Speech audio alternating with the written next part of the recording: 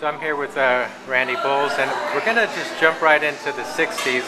We have here a beautiful person, a musician. Tell us about the 60s from your point of view, and just jump in wherever you feel like it.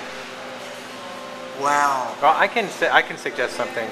We were talking last time about how people all of a sudden were all wearing a certain outfit, a certain look. Purple was important.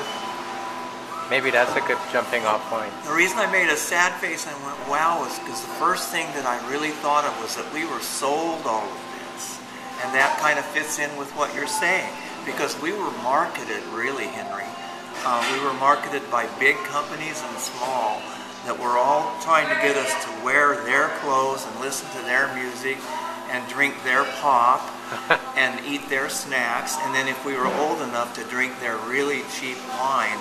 So in a way, we were sold all of this, but on the other hand, we embraced it and made it our own, and it turned into a at least halfway grassroots organic thing, because we made a lot of our own clothes, and we made God's eyes, which were these beautiful things that would be on a pole, made out of yarn that looked really cool. If you see any old hippie gatherings, you'll always see people with God's eyes. They're this design made out of yarn that are real pretty. And we'd make things. We'd make bead necklaces, and heck, people would make their own moccasins, or moccasins that go up their leg almost to their knee. And so it was a very creative time for music and fashion and food too. You know, that's when the veggie burrito was invented.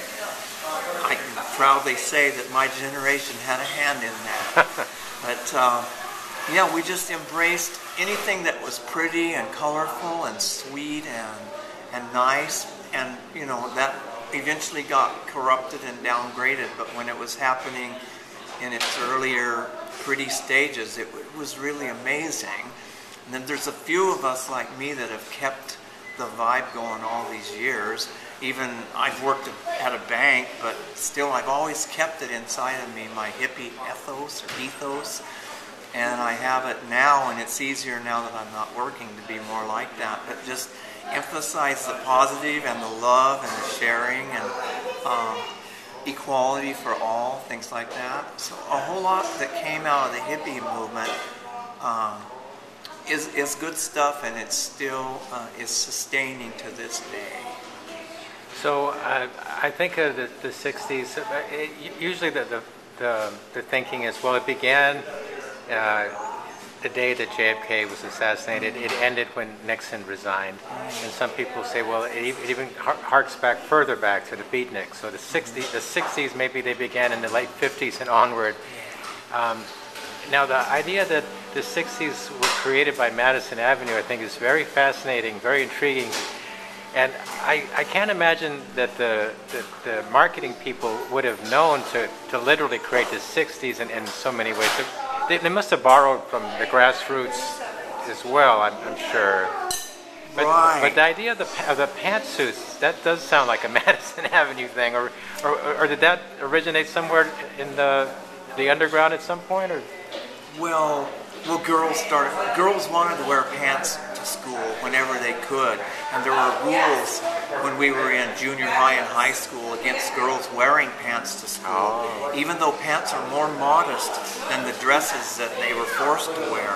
And I've had lots of Facebook conversations with women my age who were girls in school at the same time I was a boy in school, and they were all upset about the fact that they couldn't wear pants because they would be warmer and more modest, which it was important to a lot of girls.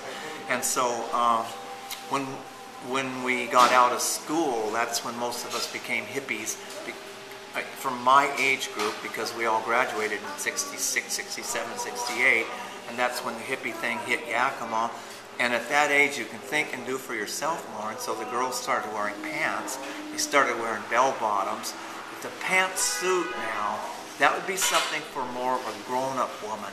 And it's probably from Madison Avenue or wherever the fashion industry centers were, because one thing about fashion is people in fashion have to keep changing the fashion in order for people to buy their new fashions. It happens with eyewear and everything else that you put on your body.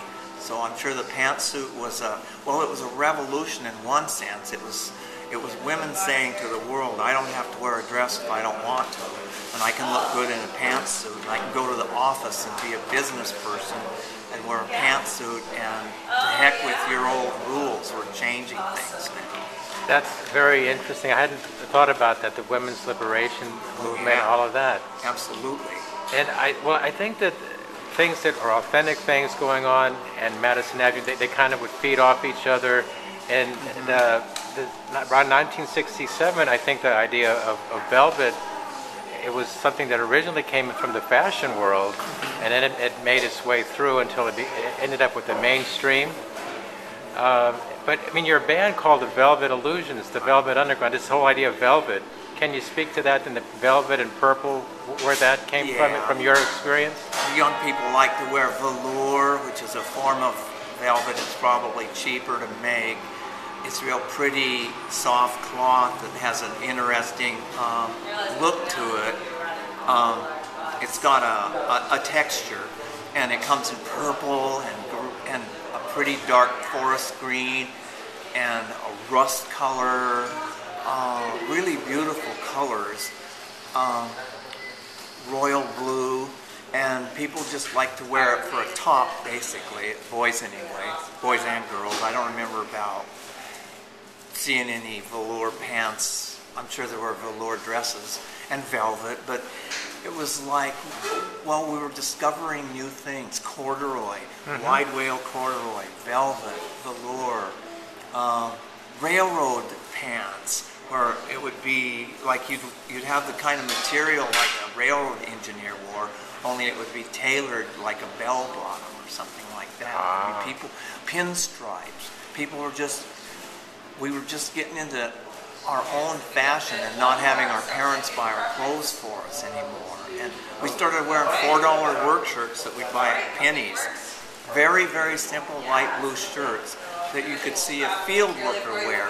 And we all wanted to be part of the proletariat, the worker, power to the worker.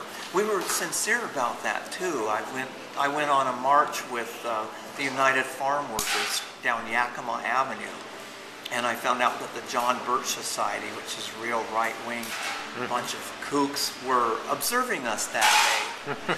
But we'd wear our work shirts with a red handkerchief around our neck and be part of the proletariat, which in a way fit in because all of my gang, we were working in orchards, getting stoned on marijuana and picking fruit, bending fruit, smoking cigarettes, listening to the radio.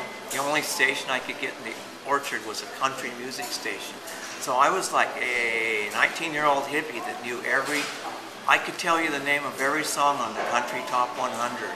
2022. That all makes sense. And then the obvious, this would go back further back, but then it really cemented by the 60s, the idea of blue jeans and sandals. They're perfect.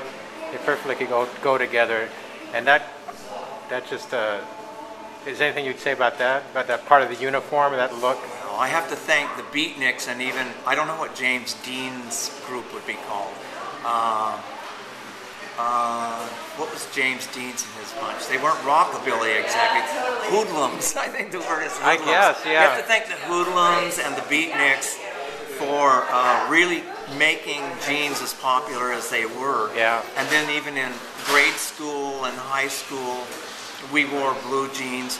But when we morphed into being hippies, we probably all had our big closet or drawers full of jeans, and then we found out you could split the seam and take a pretty fabric, have your mom sew it in for you, or yourself if you.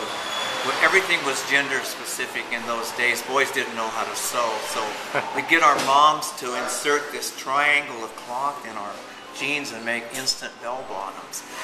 So men and women would be into that? Oh yeah, okay. Absolutely. Yeah, we went to my friend Carl Baker, who was my best friend, and I would go to these little farming towns in eastern Washington, and we'd be looking for weed, and we'd wind up finding the only hippie in that town and they'd have their little bell-bottom jeans. The boys would have their bell-bottom jeans where they had the inserts that their mom sewed into it. Well, for me, in high school, I remember bell bottoms.